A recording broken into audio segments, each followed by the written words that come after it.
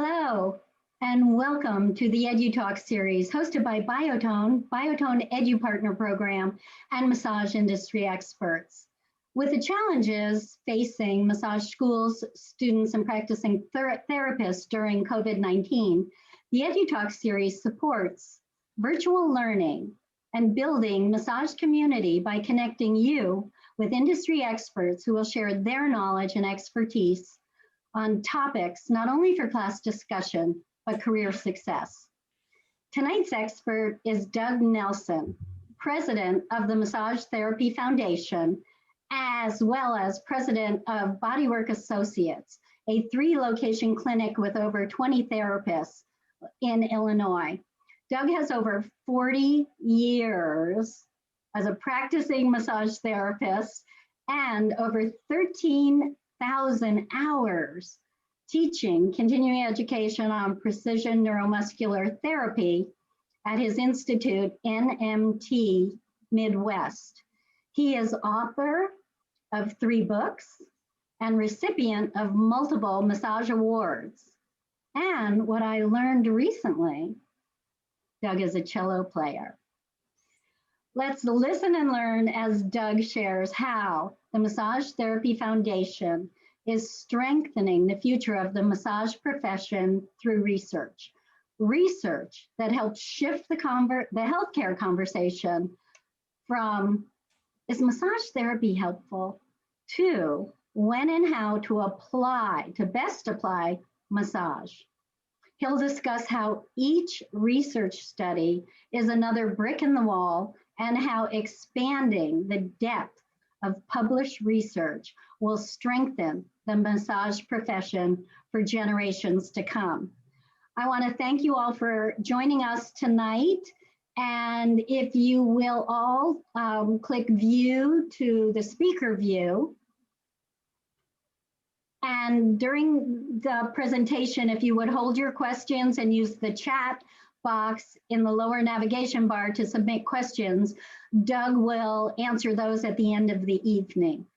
Again, we thank you. And Doug, I should have asked you to pull the cello out and do an intro. No, because we want people to stay. So that would be the ending. That's right. Yeah. Okay, with that, I turn it over to you. Thank you so much, Donna. And thank you for the opportunity to say hi to everybody and share a little bit about the Massage Therapy Foundation and the work that we're doing and honestly why it matters. So let me screen share and I have some slides to share with you. So let's do this. Here we go. All right. Very good. So again, the topic for tonight is really about strengthening the future of the massage therapy profession through research. So first, before we do anything else, I just want to extend deep gratitude to Biotome. They have been supporting the Massage Therapy Foundation for over 20 years and doing it by really, so one of the things you'll see that we do is something called a community service grant. And that is bringing the benefits of massage therapy to communities and populations that would never normally have access to it. And Biotome, for over 20 years, has supported 2 research grants to populations such as people who are homeless, survivors of cancer, domestic violence, people with low income, caregivers of those with dementia, and the list goes on and on. Again, when you think of the number of people that they have affected over the years, and I took a little time to kind of go back through the years. And if you go to the massagetherapyfoundation.org and you click on community service grants, you can see a history of what we're doing and look at all the ones that Biotome has funded. So just one note, just by supporting Biotome, you are actually supporting a company that is giving back to the profession itself. And that really matters. So again, thank you very much to all the people at Biotome for making that happen and for so many years. And really maybe to be a voice for those people who cannot thank you because you are affecting people you will never meet. But on behalf of all of them, deep thanks for what you're doing. So an introduction to the Massage Therapy Foundation, in my teaching and when I'm out speaking to the profession, honestly, when I ask for a show of hands, how many of you are familiar with the foundation? Typically it runs somewhere between 10 and 20%, and which is pretty remarkable, really, because we just celebrated our 30th anniversary, and it seemed to be a very well-kept secret within the profession. And it's kind of our goal not to have that happen, actually. So we are a nonprofit organization, again, that started 30 years ago with this mission of advancing the knowledge and practice of massage therapy by supporting scientific research, education, and community service. So again, those original, and there are some ways that you can explore this in our website, listening to people who were involved in the inception of the foundation. But those things, those three pillars came into play of, we need more scientific research in the field. That was true 30 years ago. It's just as true today. And yet education needs to be a part of that as well. Education within the field, education to our healthcare peers, and also education to the public at large. And then from the very beginning, there was a very strong feeling that, like so many foundations, and I'll just point out that if you think of any discipline, whatever it is, there is a foundation that supports that. We are no different in the discipline of massage therapy. We have a foundation, and philanthropic activities is certainly a part of most foundations, and it is of ours as well. And that's, again, part of what Biotome has been supporting in bringing the work to people who would never normally have access to it. So research, education, community service are those three pillars of the kind of domains of the ecosystem. So you see, we offer many different research projects. There are, like, every 3 years, we do the International Research Conference, which is, the last one was in May of 2019 in Washington, DC. That was just amazing.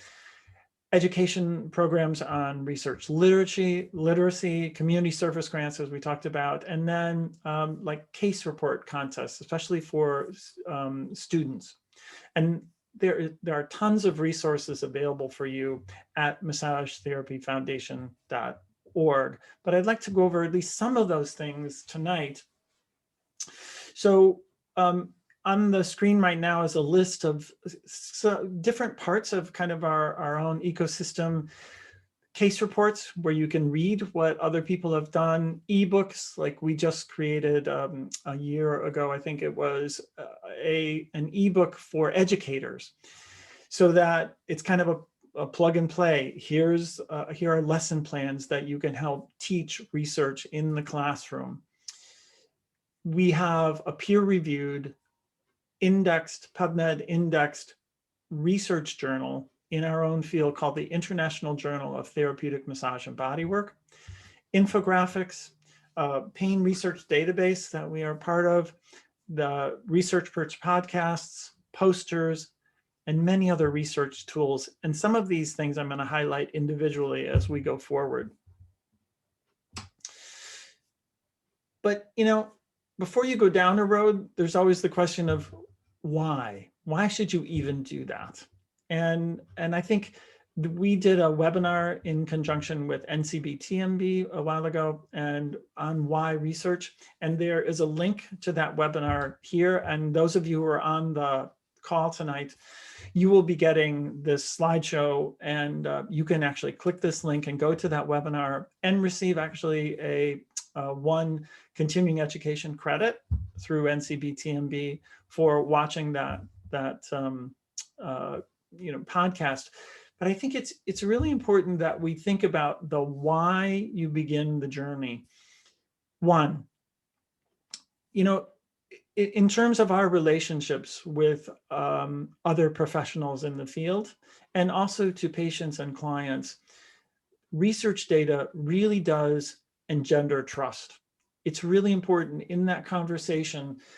It's very different. You know, one of the ways that I certainly had this experience was, I think it was almost a year ago, I attended on behalf of the profession, let's see, what's the name for this? The Association for the Advancement of Complementary and Integrative Pain Medicine. Boy, that just doesn't roll off your tongue.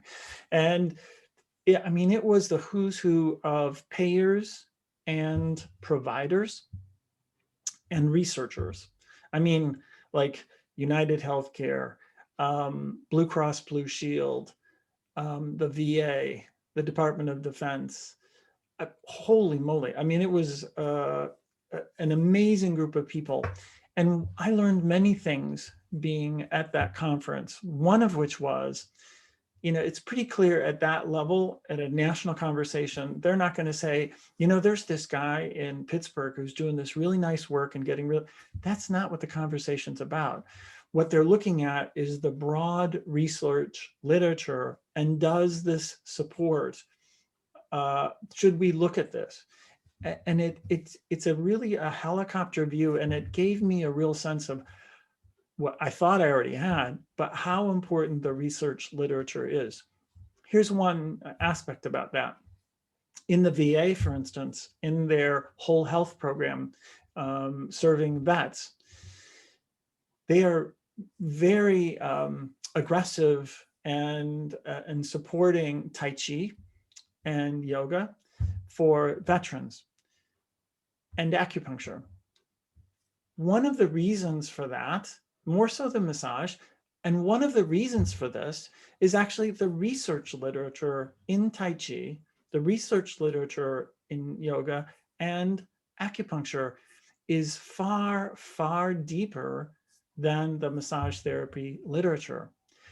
They support it, they are promoting it because the research literature supports it. We have a ways to go before that can happen. We have a lot of work to do. And there's just no shortcut in that process. We are a part of the respect that I felt from those leaders in healthcare was pretty amazing. I have to say, for someone who's been practicing more than 40 years, when I speak at our local medical school, I have presented to many physicians groups and multidisciplinary areas, and I find the receptivity it's what I could have only dreamed of 35, 40 years ago. But we need to fully participate in that process, and honestly, research is a big part of that. And we need to speak their language. And I'll talk a little bit more about this later. So that's on a kind of a helicopter view in terms of the profession as a whole. But I think on a more personal level, me as a therapist, and as Donnell talked about different things I've done, I think I wear many different hats, but the hat I am most comfortable wearing by far is where I just came from a few minutes ago, which is being in my treatment room and one-on-one with clients. And I spend a lot of time every week and have for many decades doing that. That's what I love, because it all comes down to that. And in the end, what seems to be clear to me is that the thing that our most important tool is the depth of our own understanding. Like I just did a presentation last night, and two things. When I went over kind of the neuroanatomy of the occipital area, two things. One of which, the person on the table who actually had neural sensitivity in that area, and what she thought were disparate and unconnected symptoms, suddenly realized, when you look at all this, how all of it relates together. And her brain said, oh my gosh, that's why I hurt. Now it all makes sense. What an amazing validation for the client. One of the therapists said, oh, That's why I do this particular technique. And that's why people find it effective and love it. I just did it because somebody showed me that. I never fully understood the why behind the what, right? That's what research can do for us. Turn a technique, which is an answer, into fully understanding the question. That's really important. I also feel like I need to make the point that seldom in research will you look in the literature and it'll say, for this condition, do this, this, this, and this, and then, you know, it's never, almost never prescriptive like that. What I look at the research for is just give me some insights, give me some guidelines, give me some ways to look at this problem condition in ways that I hadn't thought of. And that's why I look at research inside my own profession, but much of the stuff I shared last night actually came from people who are doing surgery on the occipital area because they have a really deep understanding of the neuroanatomy. I'm applying those research papers in ways probably the authors never thought about as a massage therapist taking that research, but how cool is that, right? And the same thing could flip the other direction, that things that we publish in IJTMB, a nurse could be reading, a physician could be reading, someone in the public could be reading and saying, oh, you know what? I wonder if, and then off we go. So the other aspect about that is, you know, all of this research really in a way is about sharing knowledge. If I saw Cliff come on here, if he and I are sitting down and I'm telling him about, oh, I saw this person and I did this really kind of interesting approach to this, and here's what happened. And we would have this really connected conversation and that would be great. And Cliff would, you know, I'm going to try that. But that's actually between two people. But if that is somehow published in a case report, now it transcends time and space. And now it's a way of sharing it writ large to the whole community and with the world. Again, some physician looking at massage therapy and multiple sclerosis says, oh my goodness, I never thought of using that approach. And now, instead of, again, me saying, I saw a client with MS and I'm talking to another therapist, I'm actually putting it out there, and who knows the seeds that might plant and the creativity that might happen. That's really, really important. For me personally, the research aspect was, it helped me answer that question of why am I doing what am I doing? And how do I know what I know? That it made me start thinking like a researcher when I'm seeing people. So in fact, yesterday, no, I think it was Friday or Saturday, I can't remember. I was seeing this physician who presented with, a particular problem. And I thought everything pointed to the gluteus minimus as being the issue. So I approached that, but then I kind of set that aside and I did everything possible to disprove that idea, because that's really what the essence of research is. Once you come up with an idea, you spend an inordinate time trying to make yourself wrong, not prove yourself right.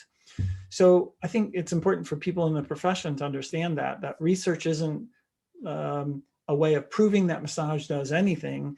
It's really about, it's kind of structured, formalized curiosity. And once you have this idea, then you try to find ways to prove yourself wrong. And if you can't prove yourself wrong, I think you're right. And it's funny with this person, every time I went anywhere like that wasn't that particular muscle, the gluteus minimus, he would say, no, yeah, I don't think that has anything to do with anything. And I would even try to lead like, oh, what about here? Trying to mislead him. He's like, no, everything took me back there. So the odds are that's probably right. And the results kind of support that idea. But proving yourself wrong is just one little piece of research that I applied in the clinic, and it has served me well. More importantly, served my clients well. What that does, and what I learned is, like, one of the times that I spoke at the medical school, they hear that a massage therapist, I spoke to fourth year med students, they hear a massage therapist is coming to speak with them. And I'm sure they're like, okay, really? So what did they do? They didn't look up me personally to find out who I am and check out my, Facebook page, like they could go. What they wanted to know is, what is massage therapy? Even be interested in this, because they didn't know much. So they went to the literature. So by the time I actually got there, the conversation really was, as Donnell said, like, when should we do this? How best should we apply this? How does this fit into the larger picture? Not, is this even like worthy of the conversation? That's when you've made that shift, now you've come to a very, very different place than whether or not something's even useful. So shared language. The idea of this, I've thought about this a lot, in that the language that the rest of healthcare speaks is the language of research. You can't, it's like we transport ourselves to another country and all of us are massage therapists and we have something to offer, and we can see that they have many musculoskeletal problems, and yet they just look at us like we're from outer space and they don't understand what we're doing. And it's like, we can't communicate with them because we don't speak their language. What we want to do is be able to help, but there's this like wall because we don't speak their language. And then if we sit around talking to each other like, gosh, these people just don't understand us, it's not their job to understand us. We need to speak their language because we're in their country. So when we take that foray into healthcare, honestly, speaking the language of research, having the research literacy is a really important step to make that happen.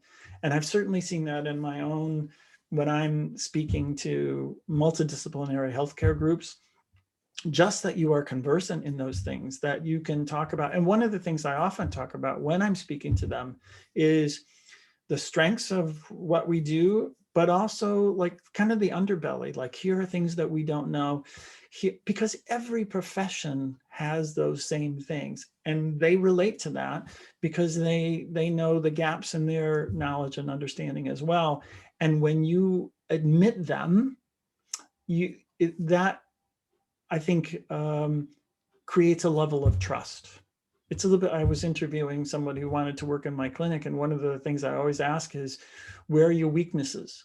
Where are the gaps in your knowledge? And I can tell you, if somebody says, I don't really have any, it's a short interview, right? People who are honest about where those gaps are, that creates trust, because not only do they know what they know, they have some idea of what they don't know. And I think the research literature opens up that as well. And other professions, my experiences, really do understand that. To that end, one of the things that we just finished creating, and I'm really, really excited about this, is a research agenda. And part of that is, for a foundation, one of the jobs of foundations is to think about for generations to come. It's very different than like an association or those kinds of things, which are much more immediate. Foundations are about, it's really all the allure of a building foundation, right? Nobody goes to the Duomo in Italy and goes, wow, that foundation. People look up at the dome, right? That's what we do. We look up at the skyscraper, never thinking to have something that tall, you must have something that deep as well. The analogy I always use is, if you look at the canopy of a tree, the root system is generally twice the canopy. It's just that you can't see it, right? But to have big branches, you need to have a deep root system. And that's really what the foundation is trying to do, is build that root system. And the agenda is kind of a framework for us to be able to do that. And I know it sounds simple, but for a while, we didn't have that clear agenda. And now through the hard work of a bunch of people who on our committees have really, and board members have really created this to build a research infrastructure inside the massage therapy profession. So one would be, and there are different categories of this, and there's a link to this article in IJTNB, but we need to fund research into the safety and efficacy of massage therapy. How safe is it? And what kind of published things are there about adverse events? I will just tell you that many of the things in the research literature and case studies about adverse events and massage have nothing to do with massage and weren't done by massage therapists or in the massage environment. So that needs to be addressed. This is part of what a little piece of the agenda. But we also need to look at fundamental physiological principles.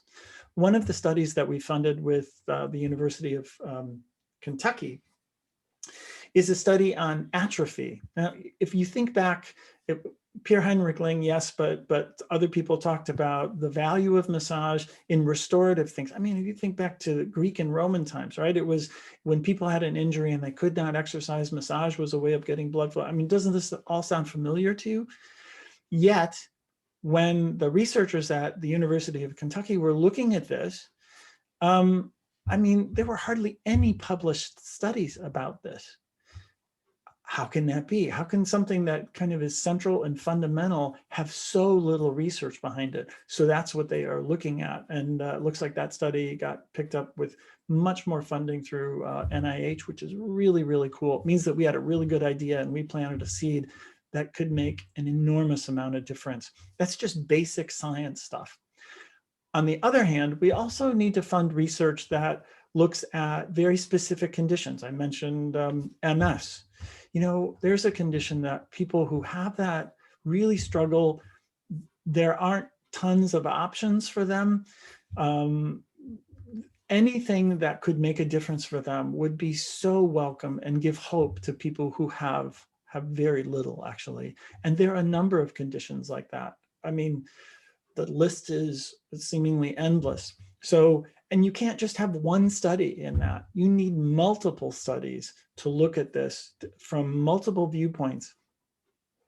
Also, just think about this.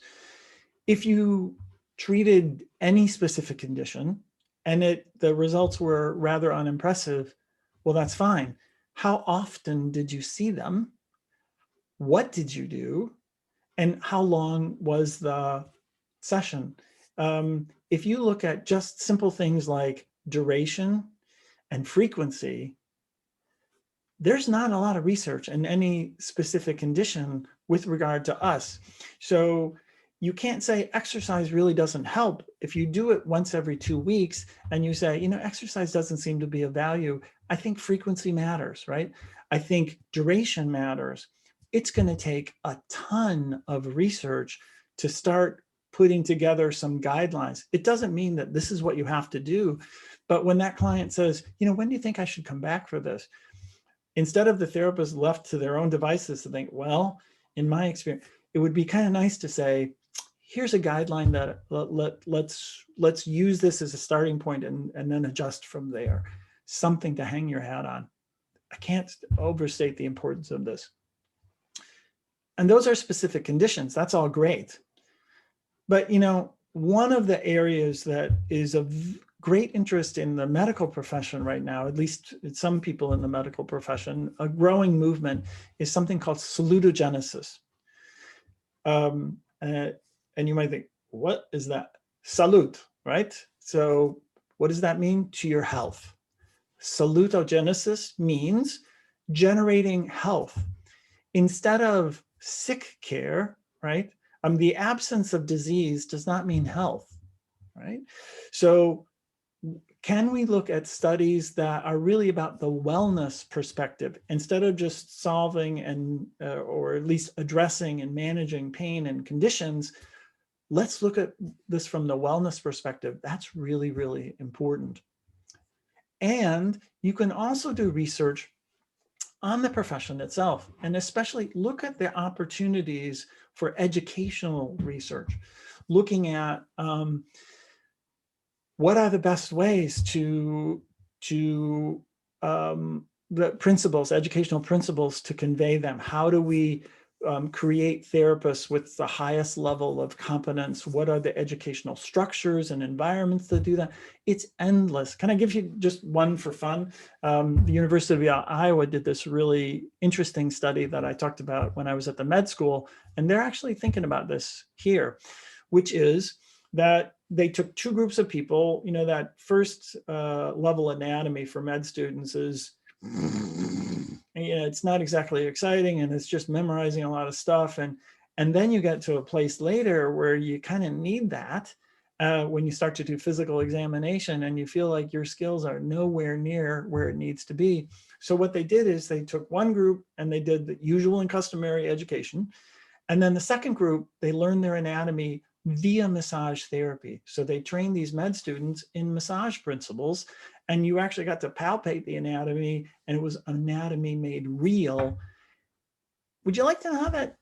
Yeah, I think you know how it came out. So those people actually scored higher and had much higher competencies in terms of anatomy as a, their palpation skills were much higher. And when they got to physical examination, they did much better, and they did much better on the cognitive exams as well. So that's a very cool paradigm. We should do research within our own profession. How do we help schools do the best job possible to create therapists who are ready to serve the public in the best way possible? So really excited about the research agenda, laying a framework, because now we can say to researchers out there, here's what we're looking for.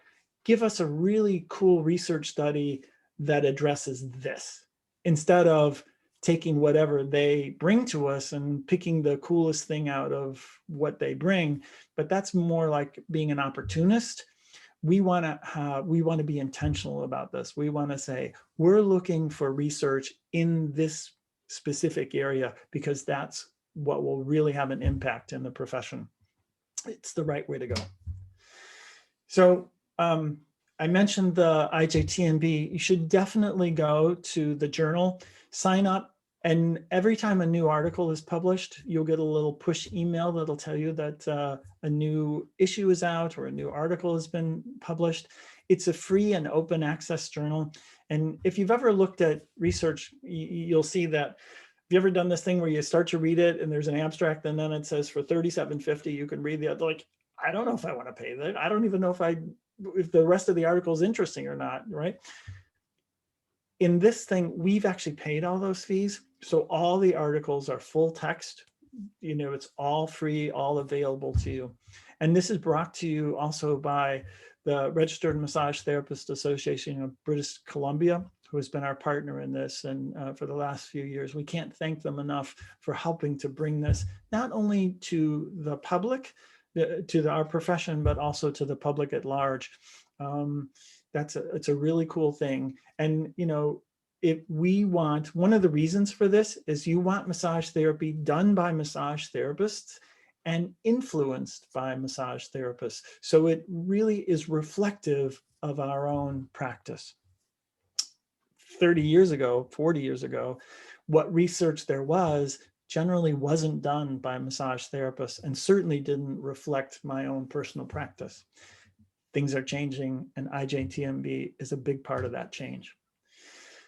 We also put out these research perches, which are like, you know, little video, 20-minute video things where you could just do the audio version, where we're interviewing different either research studies. We'll look at maybe a researcher who's published an IJTNB and ask them questions, or there are a whole host of them. Definitely click this list. In the last year, we've done many of these. You know, I could pick favorites, but that would take the rest of the evening to do that because there's so many really great ones. So explore that. There are really excellent interviews, and most of them are pretty short, you know, 20 minutes, that kind of thing. So avail yourself to those resources. And there are infographics as well that you can, you know, these are little cut to the chase, Cliff Notes versions. In my clinic, as you see a picture here, we just put those infographics out for clients to see and take with them. And it's you know, as I heard one of somebody say once, you know, like, oh, like, wow, there's some real research behind what these people are doing, which is exactly what we want to hear, right? Reflects well on the clinic. If you've ever been to one of the, large major conferences, you often see the research posters, which is really cool if you happen to be there. But if you weren't there, you missed it, right? So in this last, say, 16 months, we have gone back and taken all the research posters that we published at those conferences and took the PDFs and put them online so that everyone has access to this. So you can print them out, and posters are a really cool way to learn a little bit about research. I cannot tell you how excited I am about this study. The Ergonomic Study is something that we self-funded. It's been an 18-month project, really to look at workplace safety and techniques for massage therapists. Oh my goodness. Donnell's going to shoot me because I think we're going to go over a little bit, but this is such exciting work, so meaningful, so impactful, so relatable to all of us who are practicing every day. And again, are there ways that we could use our bodies? How do we relate to the equipment? Everything from room size to, that's what I've learned a lot about ergonomics. It's not just body mechanics, it's a much larger thing. And I'll just tell you that when we did the first thing, we had this ergonomist come in and we were videotaping therapists just doing 30 minutes of work. And Robin Anderson asked the person, like, how many data points will you collect in just 30 minutes? And he looked over and he said, just under 600. What? Like 600 data points in a 30-minute video session. And again, we let therapists, instead of saying, do this, right? We just told them, work on the neck from this position, work on the legs from this position. We got to see people actually do what they do. And then it's going to be so amazing. And we're going to roll out the report is dense, and we're going to kind of put it out there in kind of waves to kind of digest it. And we're going to do a second one that is seriously cool, because now it's using these wireless sensors. So even when we were looking at this 18 months ago, they were saying, that'd be really cool, but it's kind of beyond technologically practical right now. Just in 18 months, now it's actually practical. So you can actually measure the force vectors that someone is using, change the wrist angle, do this. It's just incredible. That's phase 2. And a little matter of funding before that happens, but we're hoping that the profession will help us make that happen, because it will be an amazing impact and help us all have more longer and more pain-free careers so that we can serve our clients for years to come. These are a list of many of the research grants in progress. So it's seriously cool stuff. Some of them have been on kind of a pause thing because of the COVID requirements. But if you look at this, there are, I think, 6 studies listed here that are happening all at the same time, plus the ergonomic initiative at the same time. So, and several of the ones that are stars are funded with direct support from the AMTA. So last note, and then we should turn it to questions here. Embracing the science is not abandoning art. It actually deepens the art. Anything that deepens your understanding deepens your ability to perform your craft and really fully understand it. And that's true in the cello, right? Painfully, what I've learned over the last 3 years as a new cello student is all those fundamentals that you work on. Yeah, you need to do all that hard work, because it's someday you just want to sing. And why do you play the cello? To move someone, right? To celebrate the human spirit. You do all that work to have that creative spirit, to connect with people. And it's about having something to say. So again, we embrace the science so that we can then fully express the art. And lucky enough for us, that art is making a difference in the lives of the people who grace our treatment tables. So here are ways to connect with us: massagetherapyfoundation.org, IJTNB.org, which is the journal, and just info@ And one thing I would just, if I could make a little plea, especially to help us do things like that second phase of the ergonomic study. I love this program, Spare Change. So you go to the grocery store and you get something that's a few things and it's $16.16. This program will allow you with any credit card just to round that up to $17 and just take that extra thing and round up to the next whole number. And then you set the thing, you can set it at $5 a month, you know, so it'll just do that when it hits $5, that'll just ding your credit card and you're done for the month. Or you can set it at $10, whatever, make it comfortable for you. But if we had hundreds of people doing that, the resources that we would have to make a difference in the profession would be staggering. That's our job. That's what foundations, we exist to serve the profession. It's our privilege to do that. And small change is a wonderful way that with just a little bit from everybody, we can make a difference in the world. So I'm going to stop the share and come back to Donnell. Well, I'm here. I just can't get my video on. Okay. You know, that was so interesting. And I thank you so much again, Doug, because it let me see behind the curtain to what's going on. We haven't had any chats come in.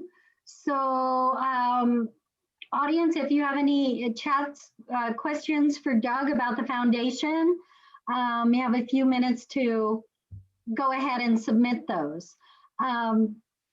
As Doug mentioned, we will be sending out the PowerPoint presentation with all the good links. The continuing education credit through IMTNB link, and the links at the end that, you know, definitely educators share with your students. I think this is really a wonderful presentation tonight to let us know the massage industry is really part of a larger healthcare, should I say solution? Yeah. A partnership as well.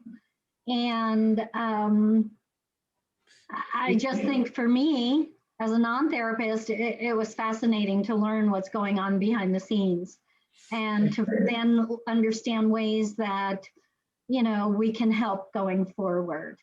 You know, one of the things that I've seen, Donnell, is when you talk to people who are out there, especially to practitioners, you know, primary care physicians, but everybody gets the depth of the problem. And with the COVID right now situation, like I was just talking to somebody who runs a very large hospital and healthcare system. And at other conferences, I've heard the same thing. No one knows what's out there right now, right?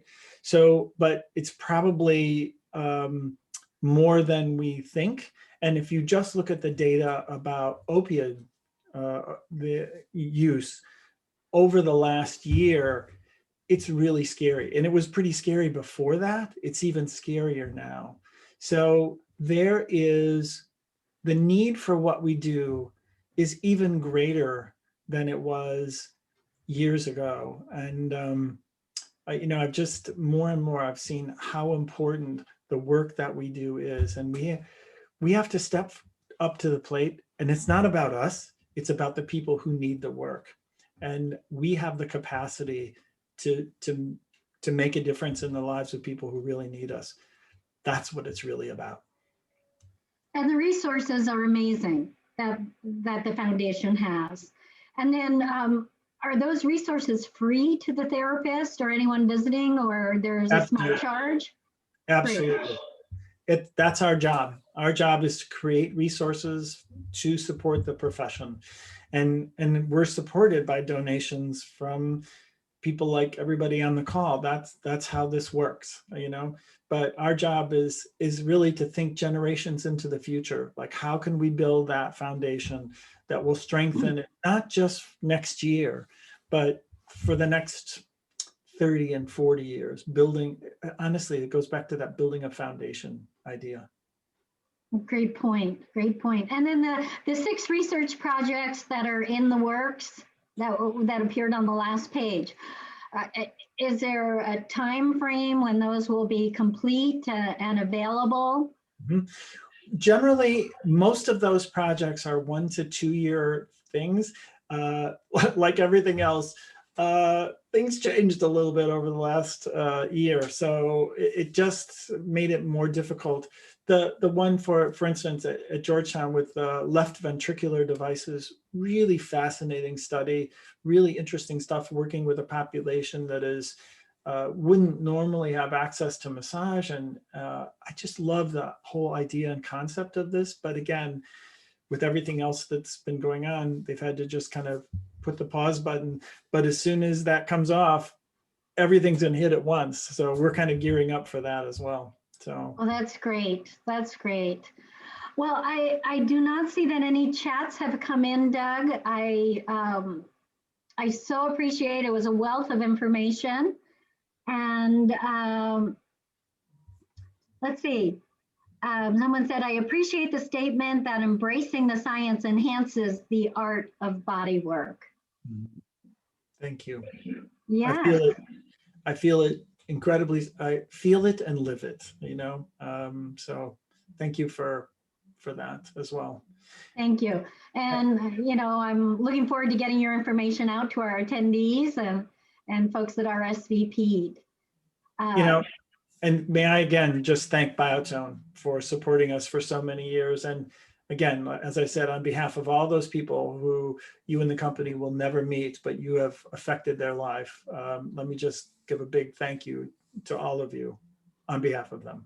Well, that's wonderful. That's wonderful. Thank you. And Rob Kelly has said he will, wonderful information, and I'll share it with his students. And thank you for your presentation and the information. It's helpful to know where to go for trusted information. You bet. And may I say also for educators that the ebook that is the Educator's Guide to Teaching Research, it's free. It's filled with just lesson plans and things that you can just boom, put it right into play. That's a wonderful, wonderful resource. And that came about at a conference for educators where instead of saying anything, we just listened. Tell me what would help. Tell me what you need. And that's what they said. Well, research is, that's cool, but like, it's just something else I have to do. It's like, well, what if we did it all for you? And you just like, yes. So it took us a year. We went back to the same conference, boom, here it is. And it's for free. That's wonderful. It connects the classroom to the world at large, the massage world at large. Let's see. Thank you. I was wondering how to introduce research into the classroom. Yeah. And we are very interested. So for all of the educators here, look at that guide, but we're interested in talking to you. If there are ways that we can help and you have creative ideas or just struggle with something, all you have to do is contact us and you might spark an idea that we can turn into a reality. That's our job. Great. And the follow-up information we'll provide to tonight's EduTalk. We'll give contact information for you. Someone else submitted, I learned about you, thank you, and I learned about you at the conference in DC. This was informative and looking forward to perusing your website and possibly doing research someday. So how does someone get involved in doing research? You know, the first thing to start as a therapist, the first place to start is a case report, probably, you know, and to be involved in research, first, you just read as much as you can and learn more about that. But the first place to start is creating a case report. That's the most accessible thing for us. And then someday, you know, if you discover like an entity like a university or something, or one of these, we're hoping actually, this is another thing that we're working on, I'm a little hesitant, but because it's not formalized yet, okay? But it's called a practice-based research network. This is in the background, which is creating a network of therapists who are interested in participating in research projects. Because let's say I'm a PhD researcher and I'm at the University of Illinois, well, not the University of Illinois, but because they would know me, but some other university somewhere, and I'm doing research in MS, and I want to look at, for whatever reason, massage therapists. How in the world am I going to connect with massage? Like, how would I have access to people doing the work, right? But a practice-based research network is a whole group of therapists who say, yeah, I'm really interested in doing research. Sign me up, put me in, coach. So now we can connect researchers and therapists together through that kind of network. There's so many ways that we can do this. There are tremendous logistical hurdles that are decidedly unsexy and boring. And that's the kind of stuff we're slugging through right now to make this happen. But it's going to be just incredible if we can pull this to fruition. So I might be a little out over my skis talking about this because there's a lot of work to do before it becomes a reality. But I really hope that we can pull this off. Well, it's nice to know the direction. Shoot for the stars. I have one last comment, or actually two, but someone submitted, I'm not sure why I was turned away to get the COVID vaccine here and in San Diego. They don't consider massage therapy as health professionals. Mm-hmm. So, yeah. What's going on with that? Yeah, so, interesting. I'll just share one quick thing. In Illinois, when the third wave happened, we could only see people with a provider referral. So everybody could only come to see us if they had a statement from that it was medically necessary. We did that. We had over 440 of these notes from physicians, but then I contacted the health department and said, just to say, we followed this to the letter. And by the way, if there was a question, whether personal service or health provider, you just decidedly moved us into that category. So when my staff and I, when is our appointment? And by gosh, in the next week. So they said, well, actually, you're correct. So there was a silver lining in that very difficult thing. So there's work to do, but at least in some cases, we're making a little progress, but there's obviously a lot to go. Great. And during the last minute or so, links were put into the chat for the ebook. So that's great information. We'll include that in the follow-up email as well, along with the PowerPoint presentation. Excellent. So thank you so much. And before I sign off, I'd like to let you know of the upcoming EduTalks in March, and to note it on your calendar because we have some great speakers and topics. On March 9th, we'll have geriatric massage, specialized for practice success. And that's by Sharon Pushko of Daybreak Institute. On March 23rd, we have Finding the Right Fit, Benefits of Being an Employee. And Cherise Onen-Mo will be presenting that EduTalk. So keep an eye on your inbox for invitations. Thank you so much. And we appreciate you being here. Thank you. And thank you, Doug. Thank you to the foundation as well. Thank you. Good information. Good night, everyone. Thank you. Bye.